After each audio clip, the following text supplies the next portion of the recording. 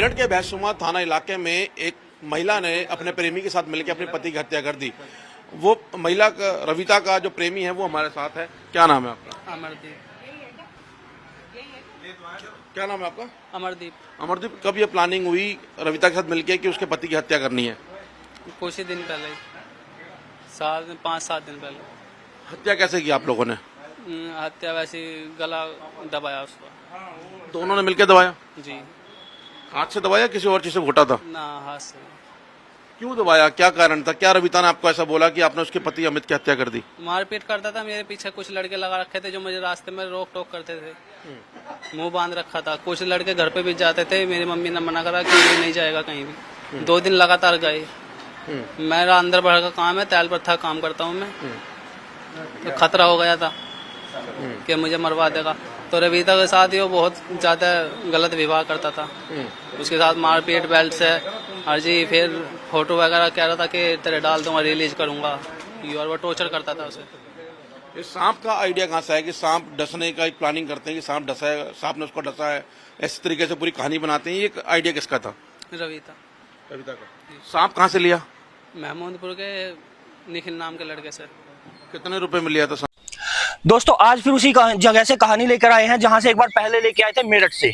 मेरठ की मुस्कान को अभी तक आप लोग भूले भी नहीं होंगे कि मेरठ में एक और नवा वाकया घट गया। आज की एक कहानी पेश कर रहे हैं हम मेरठ अकबरपुर से। अकबरपुर मेरठ में एक जगह है, वहां पर एक आदमी सो रहा था। उसका छोटा बच्चा जगाने के लिए उसकी चादर खींचता है तो उसके बेड के ऊपर एक सांप दिखाई देता है।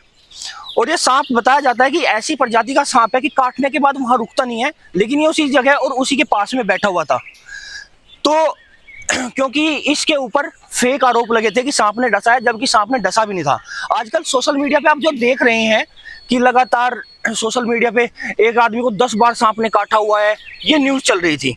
हालांकि उस सांप ने एक बार भी नहीं काटा। हकीकत यही है, ये सिर्फ एक प्लान का हिस्सा था। और जैसे ही सांप वहां बैठे हुए कह रहा हो कि प्लीज ढूंढ लो, असली कातिल को ढूंढ लो, भाई मैंने नहीं काटा, मैं तो सिर्फ फंसाया जा रहा हूं। तो ऐसी ही कुछ घटना है आज की अकबरपुर से पेश करते हैं। नमस्कार दोस्तों, मैं अमर चौहान हाजिर हूं आपके सामने एक और कहानी लेकर। तो नमस्कार दोस्तों, आज फिर हाजिर हैं आपके लिए एक और कहानी पेश करते हैं। दोस्तों प्लीज सपोर्ट कीजिए, आपके लिए नई नई कहानी ढूंढकर लेके आते रहते हैं, आपको जनता को जागरूक करते रहते हैं, बताते रहते हैं कहाँ क्या घट रहा है। अभी एक और सब्सक्राइबर बढ़ा है, जिसने भी सब्सक्राइब किया है उसके लिए धन्यवाद। 2-3 कमेंट आए थे बहुत अच्छे अच्छे, आपके कमेंट से मुझे बहुत प्रोत्साहन मिलता है, उन सभी का धन्यवाद। और चलिए बढ़ते हैं कहानी की ओर। अकबरपुर में एक लड़का रात को सोया और सुबह उसका बेटा अनीश क्या है कि अपने पिता को उठाने के लिए जाता है, चादर खींचता है। 2-3 बार उसको हिलाता है, जब वो हिलता नहीं तो चादर खींचता है। चादर खींचते उसको दिखाई देता है कि वहां पे एक सांप है। और ये सांप बताया जा रहा है कि ऐसी प्रजाति का है कि जो एक बार काट लेना तो अपने जगह पे नहीं रुकता, जगह छोड़ देता है, लेकिन ये वहीं बैठा हुआ है। तो उसके बाद में वो लड़का चिल्लाने लगता है। जैसे वो बहुत जोर जोर से चिल्ला रहा था, तो चिल्लाते हुए वो एकदम से आसपास में पब्लिक होती है, उसके दादा दादी, उसकी मम्मी, सब दौड़ के आते हैं और देखते हैं कि पिता को सांप ने काट लिया है। ये देख के एकदम से पूरे मोहल्ले में हड़कंप मच जाता है। पास में ही एक जो सांप पकड़ने वाले होते हैं, सपेरा कहा जाता है, उनको बुलाया जाता है। वो सांप को पकड़ते हैं और उनको देखते हैं तो कहते हैं कि इसको कहीं अच्छी जगह हायर मेडिकल ले जाओ, हमारे बस की बात नहीं है। तभी पास के एक डॉक्टर को भी बुलाया जाता है, वो भी कहता है कि मैं ट्रीटमेंट नहीं कर पाऊंगा, आप कहीं अच्छी जगह लेके जाओ। इसी बीच जब वो लेके जाते हैं तो सपेरा कहता है कि ये सांप इस हालत में है ही नहीं कि ये काट सके, मुझे नहीं लगता कि सांप ने काटा होगा। तो इतना सुन के लोग हैरान हो जाते हैं। और वो जो डॉक्टर था, वो शायद वो या फिर उनमें से जो वहां खड़े थे कोई एक, पुलिस को फोन कर देता है और कह देते हैं कि आप आ जाइए, ऐसा है, हमें नहीं लगता कि सांप का ये काटा हुआ है, ये कुछ और इशारा कर रहा है। तो इतना होने के बाद पुलिस भी आ जाती है और उसको लेके जाया जाता है बड़े हॉस्पिटल में। वहां उसको जांच की जाती है तो उसको डेड घोषित कर दिया जाता है कि नहीं, ये जीवित नहीं है। तो उसकी कुछ जांचें भी होती हैं तो उनमें पता चलता है कि इसके बॉडी के अंदर जहर है ही नहीं। वो सांप अभी तक वहीं बैठा हुआ था, जैसे कह रहा हो भाई मुझे बचा लो, मुझे निर्दोष को फंसाया गया है। तो आगे पुलिस इन्वेस्टिगेशन शुरू करती है, बॉडी को अपने अंदर में लेती है, पोस्टमार्टम के लिए भेजती है। तो पोस्टमार्टम में भी साफ हो जाता है कि ये सांप का काटा हुआ नहीं है और सांप को ले जाके जंगल में छोड़ दिया जाता है। इसी बीच पुलिस तहकीकात करती है, तो तहकीकात जाते हुए उसकी पत्नी के ऊपर शक होता है, क्योंकि पत्नी बार बार कुछ ऐसे काम कर रही थी जिससे बार बार उसके ऊपर शक हो रहा था।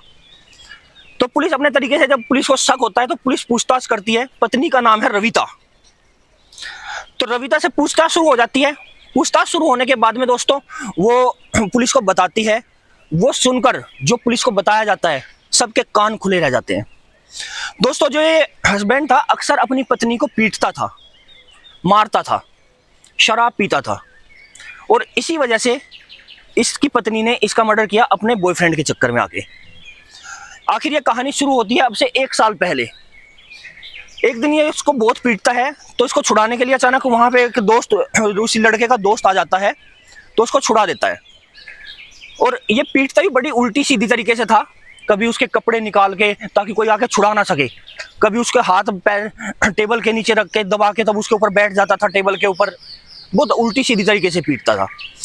तो इतना होने के बाद में दोस्तों वो लड़का छुड़ा देता है और उसको कहता है भाभी जी आप अपना नंबर दो, अगर कभी दोबारा भी ऐसा हो तो मैं आके बचा लूंगा और मैं छुड़ा दिया करूंगा, तुम दोनों का समझौता कर दिया करूंगा। तो नंबर दे देती है। नंबर देने के बाद में अब कभी कभी इनकी बात होने लगती है नंबर पे, कॉल के थ्रू।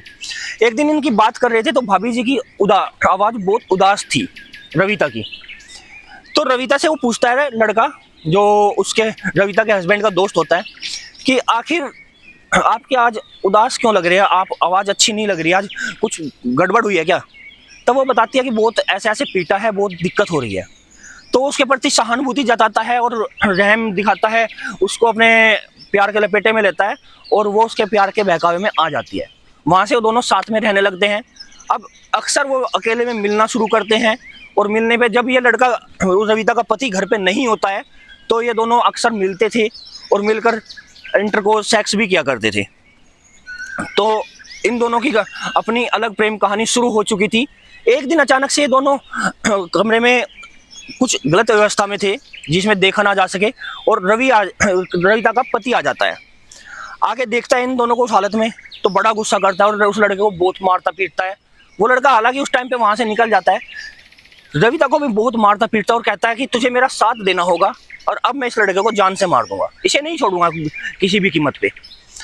तो इतना होने के बाद में दोस्तों ये उससे फ़ोन करती है बाद में, सब कुछ जब मामला ठंडा हो जाता है नेक्स्ट डे, तो कहती है कि एक काम करो, हम इसको मार देंगे, ये तुम्हें मारने की सोच रहा है, ये मुझे बुरी तरह पीटता है, शराब पीता है और इस तरह रखता है कि मैं रहना नहीं चाहती, लेकिन इस तरह होने के बाद में भी मैं ये रहना तो मैं नहीं चाहती, लेकिन ये तुम्हें मारे इससे पहले हम इसे मार देंगे और फिर उसके बाद में ये जो लड़का था ये अनमैरिड था तो मैं तुम्हारे साथ रहना शुरू करूंगी, मेरे बच्चों को तुम अपने साथ में रख लेना।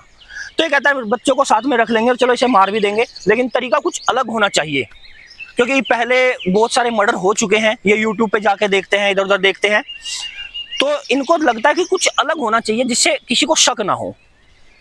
तो शाम को ये लड़का जो इसका रविता का बॉयफ्रेंड है घर में आता है और इसका गला दबाता है और गला दबा के ये हाथ पैर को कस के पकड़ लेती है ताकि ये हिल ना सके, और उसके बाद में धीरे धीरे रविता का पति अपना सांस छोड़ देता है, दम तोड़ देता है।